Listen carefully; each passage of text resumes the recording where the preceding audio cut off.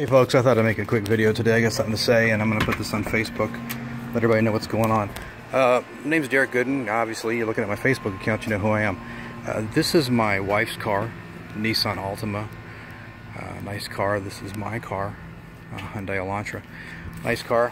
I like it. And this is my house, 5-bedroom, 2.5 bath. I've got a wife and 5 kids. And why am I making this video today? Well, this car right here, my car, as of tomorrow will be repoed.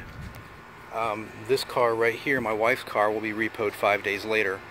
And then in less than 60 days, we're going to lose our house. How did this happen? For years, all my bills were auto pay. My wife and I both have good jobs. We work hard. How did this happen? All bills auto pay for years, checks directly electronically deposited, rolling along, working hard, providing for the family. Well, back in, I work for the US Postal Service. Okay, and here's my story. Back at the end of October, I started receiving threats at work, on the job floor. Threats like, people like you shouldn't be alive, you need to have your ass beat, I'm going to find a way to get you fired from your job. I've been working with the Postal Service for 12 years at that time. I reported this to, let me get the names out here because names is what it's all about, right folks? Reported this to my rural supervisor, Daphne Lance, and I'm going to condense this because I want to make a short video so I can upload it to YouTube or to Facebook. Reported it to Daphne Lance, my rural supervisor. She did nothing. This went on for another 2 weeks. Then I reported it to my postmaster. He and I sat down and talked about 30 minutes. Not only did he do nothing, but he told me that, well, these people have a problem with you that comes from that you said something on social media that they don't like. If there are things that people don't like, before you say things on social media or outside of work, maybe you should think about that and make sure you're willing to suffer or willing to deal with the consequences at work with what you say outside of work. So that was kind of an interesting take.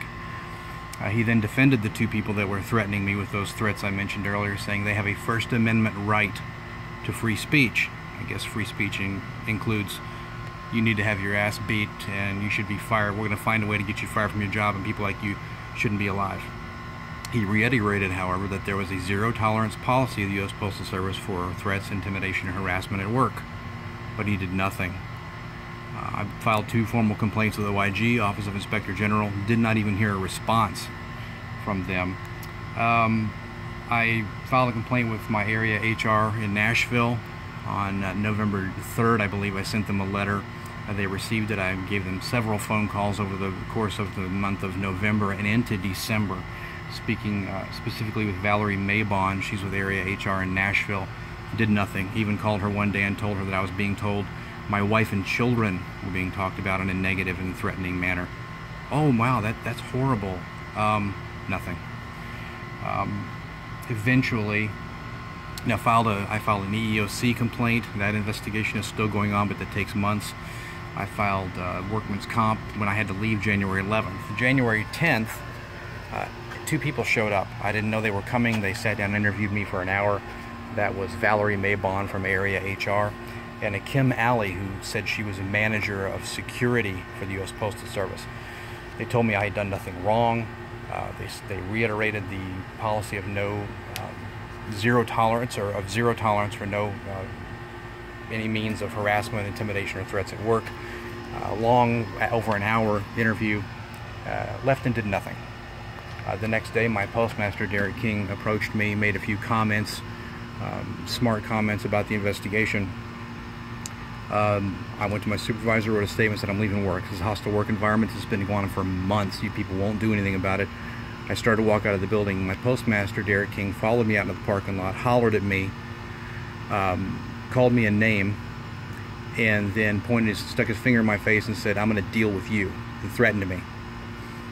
I left the building. He said, get out.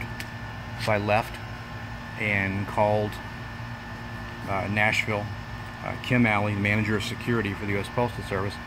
She said, well, after I interviewed yesterday, first of all, I'll talk to the postmaster about his supposed threat. I'll talk about him. I'll talk with him about that. But as far as those months of harassment, things seem to have died down now, so I'm not sure what you expect us to do about it. That was her professional response as the manager of security for the U.S. Postal Service. Barb Kirchner, the area HR manager for the Postal Service in Nashville, finally returned my calls on June 12th after I called her numerous times. Said, "Oh geez, I don't know anything about this, never heard anything about this." That's a lie. Said she would call me back within 2 or 3 days after she investigated. That was a month and a day ago. Today's July 13th. Still hasn't returned my call, hasn't called me back, and is refusing to return the numerous calls I've given her. This is how the U.S. Postal Service takes care of its employees. Now, why? Why me? Why would they do nothing for months? And they even denied my workman's comp after I was told to leave.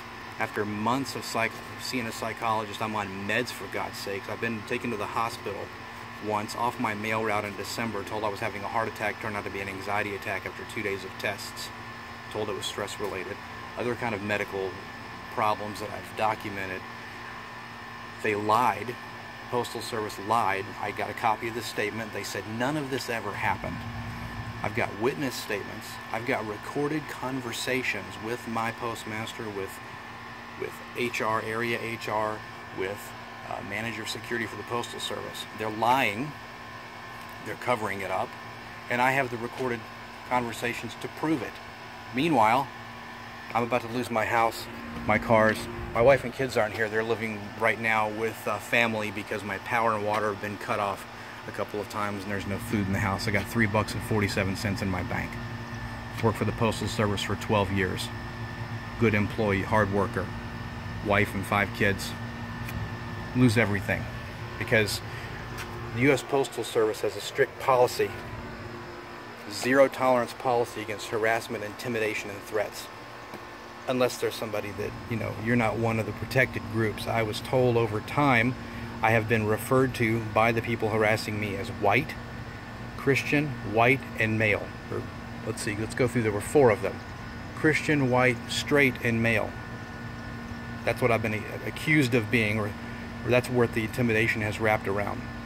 My postmaster at one point during the conversation said about one of the people harassing me, talked about her sexual preference. She's lesbian, and said, well, I respect her for that because she owns it.